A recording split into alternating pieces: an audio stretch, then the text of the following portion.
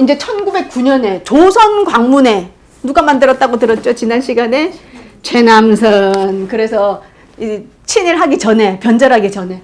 그래서 우리나라에 그런 고유한 서적들이 많이 없어지고 하니까 그런 것들 지키는데 박은식 선생님도 같이 활동하셨어요. 그래서 동국통감이라든지 이러한 고전들을 간행하셨고 유교 구신론도 이때 발표를 하십니다.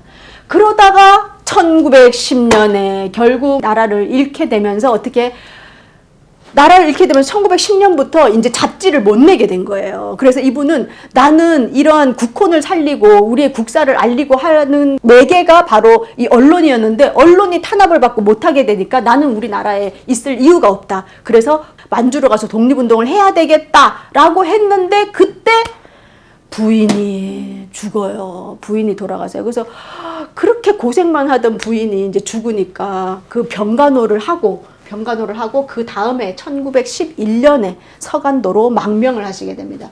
서간도에 갔는데 누구를 만나냐? 횡도천에 갔어. 횡도천에 무슨 학교가 있죠? 동창학교. 우리 작년에 갔습니다. 그쵸? 동창학교를 세운 사람이 누구다? 윤세복. 윤세복은 대종교의 몇 대 교주다? 3대 교주가 되시겠습니다. 그래서 이 윤세복 선생을 만나요. 그래서 기존에 알고 계셨어요. 우리나라 있을 때. 그래서 가서 만나서 여기에서 윤세복 선생의 집에서 거처하면서 책을 쓰셔요. 기다린 듯이. 천계소문전, 달의 태조 건국지, 동명성황실기 이런 책들을 쓰시면서 단조사고라는 책도 써요. 이 단조사고 책은 뭐냐 하면 우리나라에 나와 있는 단군에 대한 기록들 있죠. 이 기록들을 싹 다 모아서 자료를 만든 게 단조사고라는 책이에요. 그리고 대동고대사론을 쓰시거든요. 대동고대사론에서는 무슨 얘기를 하냐? 역사가 없으면 민족도 없다. 이 말씀을 하시면서 역사의 중요성, 그러면서 이런 책들을 쓰시는 거예요. 그리고 이 대동고대사론에서 특징적인 게 뭐냐면 능칭만한이라는 것입니다. 능칭만한은 뭐다? 만주와 한반도는 같은 조상에서 나왔다. 만주 사람도 그렇고 우리 이 대한의 사람들도 단군 대황조의 자손들이다 라고 이야기를 하시면서 같은 민족이니까 같이 역사를 극복해 나가자 이런 이야기를 하시면서 책을 쓴 게 뭐냐? 몽배금태조예요. 이게 뭐냐면 꿈속에서 배 만나는 거야. 누구를? 금나라의 태조. 금나라 그 만주족의 태조를 만나가지고 서로 문답하는 형식으로 나온 책이 몽배금태조예요. 저도 논문 쓰다가 이 몽배금태조 많이 이렇게 인용을 하거든요. 몽배금태조에서는 이렇게 만주와 우리 같은 조상이라는 얘기를 하면서 여기서 중요한 얘기는 영웅을 기다리지 말고 너희 모두 하나하나가 영웅이 되어라. 그리고 자신의 문제는 스스로 해결해야 한다라는 게 이 주제예요. 몽배금태조는. 그러면서 이제 단군 아래에서 우리가 다 같이 옛날에 여기 만주 그렇잖아. 만주 땅이 고조선 고구려 발해의 땅이었잖아요. 그러니까 여기서 우리가 다 같이 일제를 몰아내고 민족의 번영을 이뤄내자. 그런 책이 몽배금태조입니다. 그래서 여기까지는 뭐냐면 민족사를 부활시킬 영웅이 필요했어요. 그래서 우리도 어렸을 때 위인전부터 읽잖아요. 위인전 막 읽으면 나도 이런 위인이 돼야지 막 이렇게 하면서 역사의식이 일어나듯이 이때는 나라를 잃고 너무 비참하고 막 자존심 상하고 우리나라는 안 돼 막 이런 정신에 젖어 있을 때 그렇지 않다. 우리에게는 이런 연개소문이라든지 이 지역이 발해의 발원지니까 발해라든지 동명성황이라든지 이러한 영웅이 우리에게도 있음을 알려서 자부심을 청소년들에게 느끼게 해주는 그것이 중요했어요. 그것도 보다 보니까 4,000년 역사학교라는 또 글이 있더라고. 뭐냐면 4,000년 역사학교. 너무 제목이 귀엽지 않아요? 이 학교의 교정은 어디서부터냐 하면 이게 이 고조선 때 강력을 다 얘기해요. 남쪽은 어디까지고 동쪽은 어디까지고 북쪽은 어디까지. 이것이 학교다. 우리 학교다. 그 중앙에 뭐가 있다? 백두산이 있다. 이렇게 얘기하면서 우리 이 학교의 선생님은 누구다? 단군이고 이게 동명성황이고 체육 선생님은 연개소문이야. 막 이러고 있잖아요. 그런 아이디어가 4,000년 역사학교라는데 아이디어가 있어. 정말 창조적인 뇌를 가지고 계신 분이 박은식 선생님이에요. 재밌죠? 자, 이렇게 이제 되셨는데 여기서 그래서 이 동창학교의 선생님이었으며 동창학교의 교재가 다 이분이 쓰신 이런 책이 다 교재였어. 네. 그러다가 어떻게 돼요? 이제 상해로 가시게 되죠. 상해. 지난주에 우리가 신규식 선생을 그 홍합나철 선생이 상해로 보내잖아요. 그것처럼 이분도 같이 신규식 선생님하고 이후의 행적이 다 거의 똑같습니다. 그래서 가서 동제사의 총재가 되셔요. 신규식 선생님은 이사장이 되잖아요. 그래서 요 총재를 맡으시면서 동제사는 그 기반이 누구였죠? 20명 그 동제사 멤버 중에 14명인가가 다 대종교 그 관련되신 분들이셨잖아요. 그래서 이걸 보시면 아실 거예요. 나라를 잃고 독립운동 하기 위해서 가신 분들, 그리고 그분들은 뭐로 뭉쳐? 민족으로 뭉쳐. 민족 하니까 우리 민족은 뭐지? 따라가 보니까 위에 누가 있어? 단군이 있어. 그래서 만든 게 단군교고, 그게 나중에 중광된 게 대종교. 그렇기 때문에 다 대종교 신자일 수밖에 없어. 그렇게 해서 이제 동제사의 총재가 되십니다. 자, 그렇게 해서 이제 동제사가 상해에서 이제 신해혁명에도 가담하고, 그쵸? 신규식이 막 이렇게 하게 되는데, 동제사가 만든 학교가 뭐였죠? 박달학원. 박달학원에서 또 박달학원의 역사 선생님 되시는 거죠.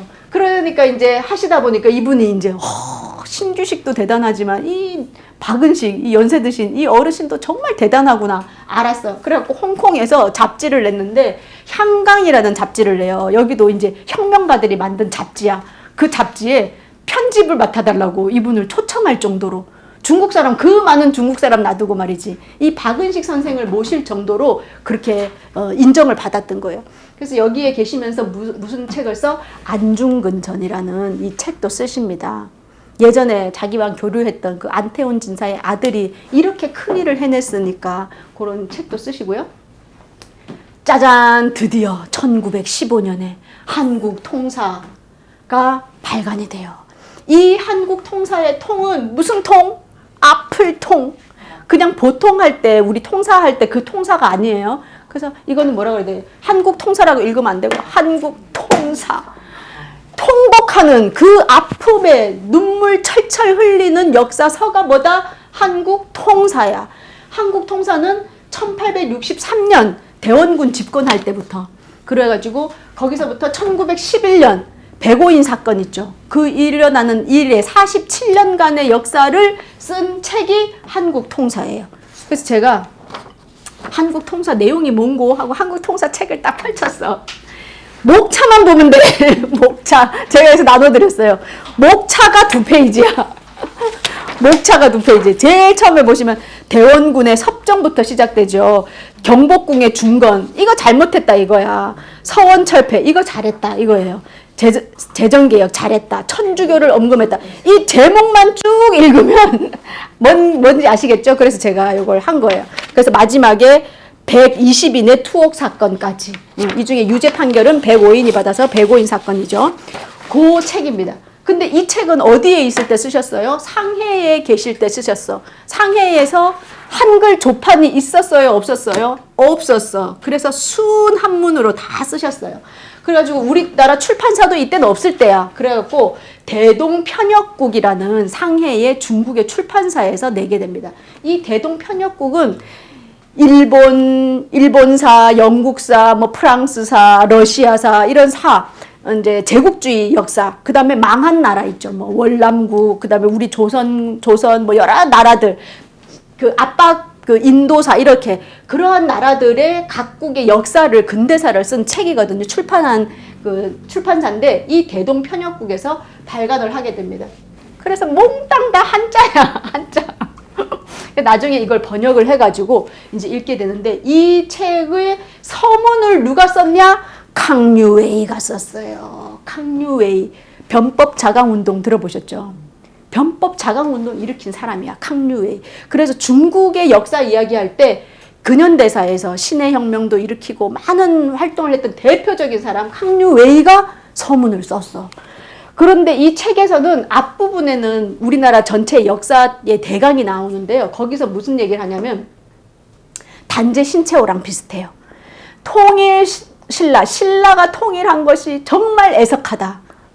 신라는 세상에 외세를 끌어들여가지고 해갖고 고구려가 했어야 되는데 너무 애석하다. 그러고는 그 이후에 발해 대조영의 역사, 발해의 역사를 쓰지 않은 것이 정말 천추의 한이다. 그래서 내가 지금 이 한국 통사를 쓰는 이유도 이 발해의 역사는 역사서가 많이 남아있지 않기 때문에 우리 민족들이 잊혀져 가고 있다. 그래서 내가 이 역사를 쓰는 것이다 라고 할 정도로 발해, 대조영 이런 거를 쭉 이야기하시면서 고조선, 고구려, 발해로 이어지는 역사를 정통론으로 보시는 분이십니다. 그렇게 하고 신라가 했기 때문에 이렇게 지역도 한반도로 한정이 되어 있고 너무 안 좋다 이런 얘기를 하십니다. 그리고 조선을 이야기하는데 조선에서 선조 임금 때를 3분의 1 정도 쓰셔요. 그 정도로 선조 때를 많이 쓰는 이유가 뭐다? 임진왜란이 일어났기 때문에. 그래서 임진왜란 얘기하면 누굴 얘기할 수 있어? 일본 나쁜 놈 얘기할 수 있죠. 그 다음에 영웅, 아까 영웅이 중요하다 했잖아요. 이순신 영웅. 근데 그 영웅을 우리나라는 추앙하지 않고 영웅을 항상 깎아내린다 이거야. 영웅이라는 거는 그 인간이 완벽한 인간은 있을 수 없다. 연개서문도 그 뭐 이제 가족들과의 뭐 불화라든지 이런 거 있지만 그런 불화를 얘기하는 게 아니라 그 사람이 우리 민족을 위해서 공동체를 위해서 했던 그 업적을 얘기해야 되는데 그 사람의 조그만 부분을 들춰내서 내리는 그것이 우리나라의 영웅을 많이 만들어주지 않는 이유다. 그런 이야기를 하면서 이 임진왜란 때 또 그 얘기도 하고 의병을 일어난 것도 얘기도 하고 할 수 있기 때문에 임진왜란 이야기를 많이 다루게 됩니다. 그러고는 이제 이 책은 근대적인 역사서술의 모범이 되고요. 그 다음에 이 책으로 인해 가지고 일본이 깜짝 놀란 거야. 이 책이 만주, 그 다음에 러시아, 미국에 다 퍼지게 된 거예요. 그러고는 이게 한글로 번역이 돼서 우리나라에 이제 밀반입이라 그래야 되나요? 그게 돼가지고 사람들마다 읽게 되는데 이게 일본 사람 손에 들어가게 된 거야. 그래서 이 일본 사람들이 깜짝 놀란 거예요. 우리는 책을 수거해가지고 없애면 끝날 줄 알았던 어머나 새로운 역사서를 또 쓰고 있어 어딘가에서 그 내용을 보니까 너무 민족의 그런 하고 막 이렇게 하는 거야. 그래갖고 이 사람들이 어떻게 해요? 안 되겠다. 우리가 역사서를 새로 만들어야 되겠다. 그래서 뭘 만들어? 조선사 편수회를 1915년에 만들게 된 계기를 누가 만들었어? 박은식 선생님의 한국 통사가 얼마나 충격적이었는지가 알 수 있는 거죠. 그렇게 되는 겁니다. 그래서 이 한국 통사 나중에 여러분들 읽어보시고 대표적인 거. 나라를 멸할 수는 있으나 역사는 멸할 수 없다. 그렇게 하시면서 나라는 형체고 역사는 정신이기 때문이다. 의인화 하셔가지고 정신이 보존되어서 멸하지 않는다면 형체는 언젠가 부활할 날이 있을 것이다. 지금 우리가 형체를 잃었지만 정신을 잃지 않으면 언젠가 우리가 독립을 할 수 있을 거야 라고 이야기하십니다. 그래서 여기서 국가란 해서 혼백론이 나오는 거예요. 국가 혼백론. 국가란 국혼과 국백이 하나로 결합한 것이다. 우리 인간도 혼백이 있듯이 그렇게 해서 국혼은 뭐냐? 국교, 아까 얘기했죠. 국학, 국어, 국문, 국사가 국혼이고 전곡, 저는 이게 돈하고 곡식이에요. 경제죠. 전곡, 군대, 성지, 함선, 기계 등은 국백에 속하는 것으로 국혼의 됨됨은 국백에 따라서 죽고 사는 것이 아니다. 이런 걸 다 잃더라도 뭐야? 혼이 남아있으면 된다. 그래서 국교와 국사가 망하지 아니하면 국호는 살아있으므로 그 나라는 망하지 않는다. 라고 이야기하셨어요. 그래서 대종교를 붙잡고 있은 이유가 기복신앙의 종교가 아니고 그 우리의 정신을 지키는 것이었기 때문에 대종교 운동이 바로 독립운동이었던 거예요. 그래서 국교와 국사를 살려야 한다. 라고 말씀하신 게 한국 통사에 나와 있습니다. 그래서 이제 이 1915년에 뭐 신한혁명당에도 활동하시고 대동보국단도 활동을 하시고 또 17년에 대동단결 선언서 서명하셨죠. 조소왕이 쓴 여기에 서명자로 되어 있으시고 그 다음에 연해주에서 초청을 받아가지고 여기서 강연도 하시고 교육도 하시고 계시는 중에 1919년 3.1 운동을 여기서 맞이하게 되십니다. 그래서 근데 1919년에 뭘 만드셨어요? 대한노인동맹단. 그래서 강우규 선생의 그 의거가 일어나게 되는 여기 가입하시게 됐고요. 그 다음에 이분이 너무 이제 유명하시니까 한성 임시정부 있죠. 한성 임시정부에도 박은식 선생님 이름이 벌써 올라가 있어. 그런데 이분은 뭘 택하세요? 상해 임시정부로 가서 대표적인 임시정부로 참여를 하시게 됩니다. 이 3.1운동을 보고 너무 충격을 받으신 거예요. 그래서 쓰신 책이 뭐다? 한국 독립운동 지혈사. 이 책입니다. 한국 독립운동 지혈사. 이 책을 쓰셨어요. 앞에는 통사였죠. 눈물로 쓴 책이 통사고 이건 뭐로써? 피로서 쓴 책이다 라고 하시면서 이걸 쓰십니다. 이때 이분이 뭐냐면 내가 3.1운동을 보고 독립의 확신을 느꼈다. 국혼을 내가 봤다. 이렇게 얘기하세요. 국혼을 본 것이 3.1운동이야. 그래서 이분은 1884년에서 1920년까지 갑신정변부터 이제 이 3.1 근데 갑신정변이라고 이때는 안 하고 여기 나와 있어요. 뭐라고 썼냐? 갑신년 독립당 혁명이라고 했어요. 갑신년 독립당 혁명. 물론 실패했지만 그것은 혁명이었다. 그 혁명부터 3.1운동, 운동 아니야. 3.1 혁명. 3.1 혁명까지의 그 혁명사, 피로 쓴 혁명사를 쓰신 게 바로 이 한국 독립운동 지혈사입니다. 그래서 통사는 눈물이고 혈사는 피이다. 이 최초 근대사를 체계화했고요. 체험, 견문 자료 여기 보면 사진이 나와 있어요. 앞에 그 우리 3.1운동 해가지고 3.1운동을 했을 때의 뭐 사진이라든지 이런 사진들 그런 사진들과 함께 책 참고 자료가 있어요. 참고 자료 이런 것들을 막 쓰셨어요. 그래서 아주 실증적인 책이에요. 그 이전의 역사책은 그냥 누가 뭐 했대더라 뭐 했대더라 이런 거였는데 실증을 쭉 통계도 내시고 어떤 책에 의하면 이라는 그런 어떤 논문 우리가 보는 그 과학적인 현대 논문적인 책이에요. 그래서 이게 역사학에서도 아주 중요한 그런 책이 됩니다. 그래서 그 이전에 이 한국 통사를 쓸 때는 그 당시만 해도 동학난이라 그랬어. 그리고 동학을 일으킨 수습해야 된다라고 생각을 하셨는데 이제 이때 1920년대는 3.1운동을 그 혁명을 보고 나서 생각이 완전히 바뀐 거예요. 이 민중의 힘이라는 걸 알게 돼서 그 다음에는 이제 동학 대풍운이라는 말로 쓰시고요. 갑신정변이나 갑신난이라는 것도 갑신독립당의 혁명이라는 이 인식이 전환된 것을 그 명명에서 알 수 있습니다. 그리고 또 영웅 중심의 사관이었잖아요. 그 이전에 영웅이 나와야 된다였는데 아니다. 이제 한두 명의 영웅이 아니라 이 민중의 힘을 보고 알게 된 거죠. 그래서 민중 중심의 그 민중이 역사의 주체라고 인식을 하고 쓰신 책이 이 한국 독립운동 지혈사가 되겠습니다. 이 책에는 무슨 얘기가 나와 있냐? 이렇게 나와 있어. 우리 민족의 독립은 자력으로 해야 된다. 결코 밖으로부터 오는 세를 믿고 세를 믿었던 사람이 누구죠? 갑신정변할 때. 세를 믿고 투기의 사업을 할 수 없다. 그래서 제일 처음에 갑신 그 정변이 나오는 거예요. 근데 이 갑신정변이 실패했던 그 개화파, 박영효, 막 이런, 서재필 이런 사람들이 실패한 이유를 정확하게 집어내요. 그러한 것들이 다 나와 있습니다. 두 번째, 하늘이 불선을 돕는 듯 보임은 지금 일본이라든지 제국주의 분명히 옳지 않은 것들이 막 이기고 있잖아요. 그렇게 보이지만 그를 진정 도움이 아니다. 그 흉악함을 더욱 드러나게 하여 끝내 징벌하기 위한 것이다. 그러니까 그 지금 그런 거 있잖아요. 애들도 엄마 나쁜 짓 하는 사람이 더 잘 사는 것 같아. 이런 거 있잖아요. 속으로 나도 진짜 그런 것 같아. 이럴 때도 있지만 뭐예요?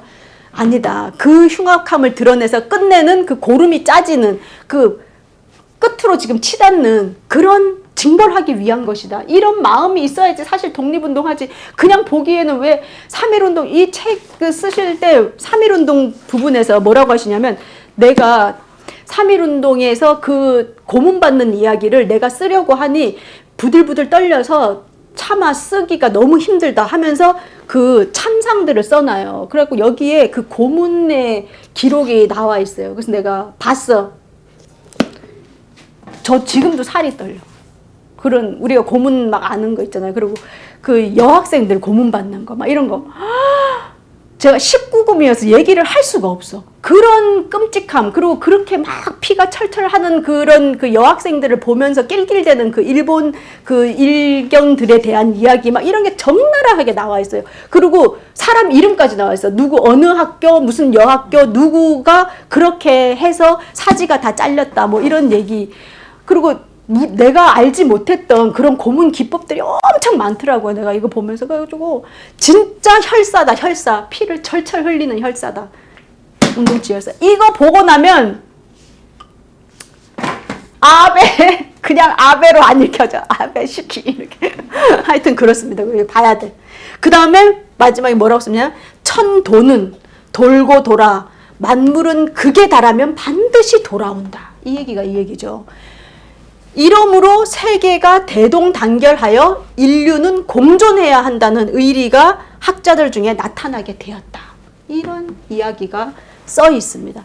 고문받은 사람 사진, 그 다음에 뭐 이렇게 시신 앞에서 통곡하는 사진, 또 여러 이렇게 인물들, 이렇게 임시정부의 그 요인들의 인물들, 그리고 이렇게 표가 나와 있어요. 그래서 우리가 3.1 그 운동 때 7,000명이 죽었다라고 하잖아요. 그 7,000명의 근거가 여기에 나와 있어요.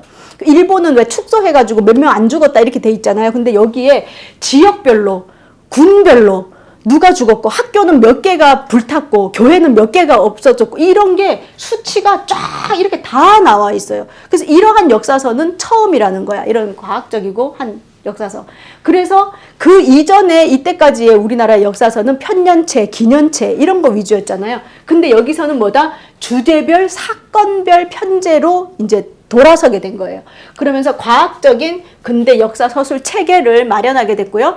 실증적 방법이 서술된 최초의 근대 역사서입니다. 그래서 참고 도서가 나와. 그래서 성호사설, 이익의 성호사설에 의하면 막 이래가지고 이야기 주장하는 근거들을 쫙 제시를 해놔요. 그리고 법령이라든지 조약문, 어떤 신문에 무슨 기록이 있다라고 해가지고 지금의 논문 형식으로 이렇게 과학적으로 쓴 책이고요. 그리고 인과관계도 규명됐어요. 무슨 일이 있었다더라. 끝. 이게 아니라 그 일은 어떤 그 사건에 의해서 일어났고 그것은 이후에 어떤 것에 영향을 미쳤다. 이런 인과관계를 쭉 규명을 해놨어요. 그래서 객관적인 사실을 먼저 서술한 다음에 그거에 대해서 논하고 어떤 안을 이야기하는 그런 서술 형태입니다. 그래서 통계표라는 게 나오게 됐고요. 그 다음에 근대적인 비판 정신이라 그래가지고 그것을 객관적으로 왜 이런 일이 일어났는지를 통렬하게 반성하는 그런 책들이고요. 그래서 이러한 책을 통해서 이 박은식은 무엇을 하려고 했느냐? 일제 식민 통치의 잔악상을 드러내고요. 이 잔악상에 저항하는 한국인의 투쟁, 끝없는 투쟁의 이야기를 썼고 이것을 우리만 본 게 아니라 세계에 알린 현장 보고서라는 의미가 있는 것이 바로 한국 독립운동 지열사가 되겠습니다. 그래서 이런 책을 쓰셨고 그 이후에 이제 상해 임시정부가 이제 마련이 됐을 때 거기에 기관지인 독립신문, 3인보 이러한 것에 주필을 하셨고요. 그 다음에 1923년에 이 얘기하다 보면 또 이제 이승만 나오죠. 이승만, 아유 뒷골 땡겨. 이승만 나옵니다. 이승만 나오는데 이 이승만이 돈도 안 가지고 오고 지난 신규식 때 얘기 다 했습니다. 그래가지고 왔다 하면 다 조직을 다 와해시키는 특이한 능력이 있는 이승만. 그래가지고 이제 난리가 난 거죠. 오자마자 그 오라고 해가지고 못 오다가 나중에 겨우 와가지고 한다는 소리가 일본한테 지금 넘어가 있는 우리나라를 미국이 통치하게 해야 된다. 이딴 소리 해가지고 신채호 이런 사람들은 도저히 못 참죠. 그래서 뭔 소리냐? 창조파. 임정 없애버려. 창조파가 된 거야. 근데 이제 안창호 선생이나 이런 분들은 좀 체제를 바꾸자. 개조파. 이렇게 하신 거예요. 아니다. 그대로 유지해야 된다. 유지파. 이런 분들, 김구 이런 분들 계셨죠. 그렇게 해서 이런 사람들이 모여서 회의를 했어. 그 회의가 국민대표회의예요. 근데 통합이 잘 안 됐어. 그러면서 이제 1924년에 다 뿔뿔이 다 흩어졌어. 누가 남았다 그랬어요? 이 임시정부를 처음에 만드셨던 신규식 선생이라든지 그 터전을 마련했던 신규식 선생 남아 계시고 이 박은식 선생 남으셨어요. 그래갖고 임시정부 국무총리가 되면서 임시 대통령 대리도 겸직하게 됐어. 왜? 이승만이 미국 갔으니까. 그러고 나서는 돈이 안 오는 거야. 이승만이 돈을 받아가지고 어떻게 했는지 돈이 안 와. 그런데 이러한 것을 사실은 계속 그 지켜줬던 돈을 보내줬던 사람이 보니까 안창호 선생이더라고요. 안창호가 미국에 있는 우리 교민들이 모아가지고 준 거야. 사실은 그때 국내도 너무 힘들었고 그때 저기 만주 이쪽은 또 자유시 참변부터 시작해서 간도 참변 이런 걸로 해서 그냥 그 한인촌들이 다 없어지면서 되게 돈이 없을 때 그때 미국에서 안창호가 돈을 많이 이렇게 보내줬더라고요. 그래서 겨우 명맥을 유지하고 살 때였어. 그래가지고 힘들 때 결국엔 1925년에 이승만이 탄핵이 돼. 우리나라 대통령 탄핵 역사에서 1빠따 누구? 이승만.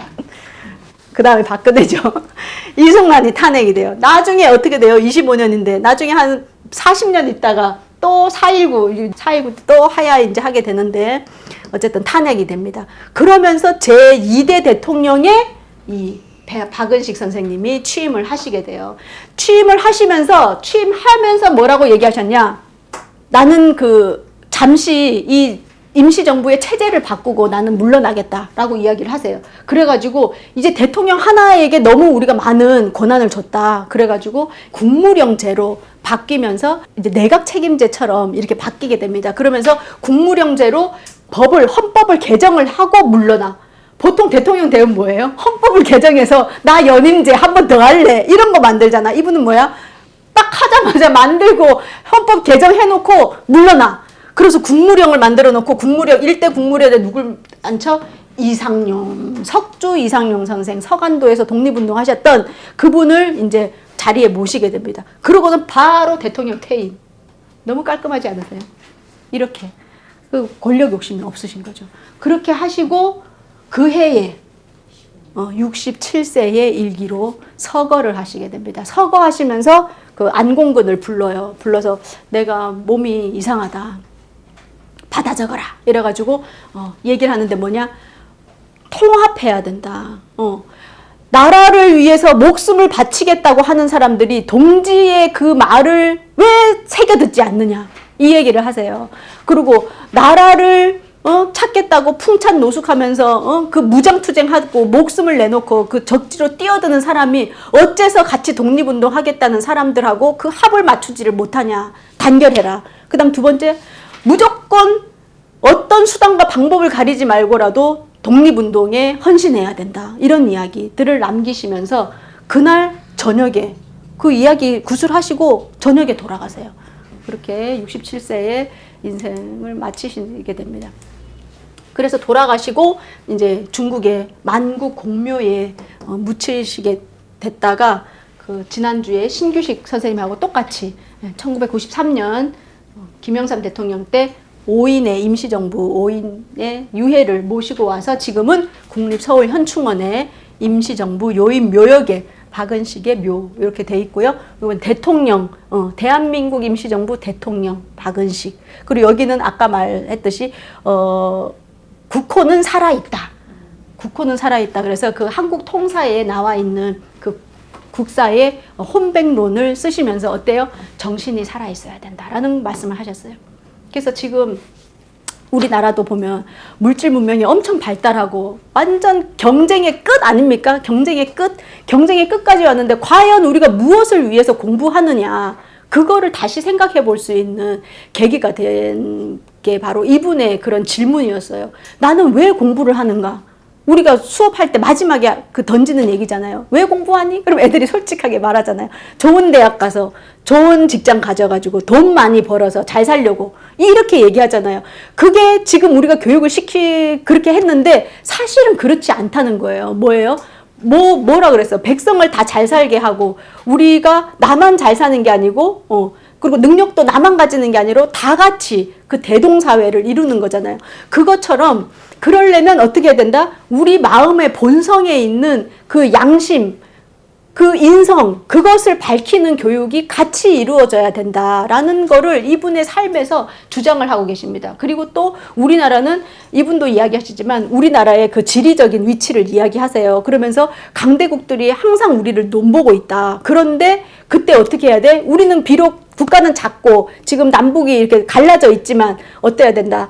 우리의 혼이 살아있으면 우리의 역사와 우리의 그 민족 정신과 그 정체성을 가지고 있으면 우리는 그 어떠한 외세에도 이겨낼 수 있다. 그런 이야기를 하시거든요. 그래서 이분의 책을 읽어보면 예를 엄청 많이 드셨는데 유태인, 그 다음에 또 그에 반해서 멕시코는 스페인어를 지금 쓰고 있다. 그러면서 국혼을 잃어버렸기 때문이라든지 또 루소, 뭐 워싱턴, 뭐 온갖 서양의 그 역사, 철학 다 이야기하시면서 우리의 국혼을, 정신을 지켜야 되는 것이라고 주장을 하십니다. 그러면서 거기에서 가장 중요한 게 뭐다? 국교와 국사다. 그랬을 때 우리 강사님들은 뭐 하시는 분이다? 국사를 가르치시는 분이다. 그러니까 우리 나라의 미래가 어디에 달려 있어? 우리에게 달려 있어. 그래서 어떻게 해야 돼요? 항상 우리를 밝히고 우리가 좋은 일 하고 이렇게 해야 된다는 그런 사명감을 깨닫게 하는 공부였습니다. 이상으로 마치도록 하겠습니다.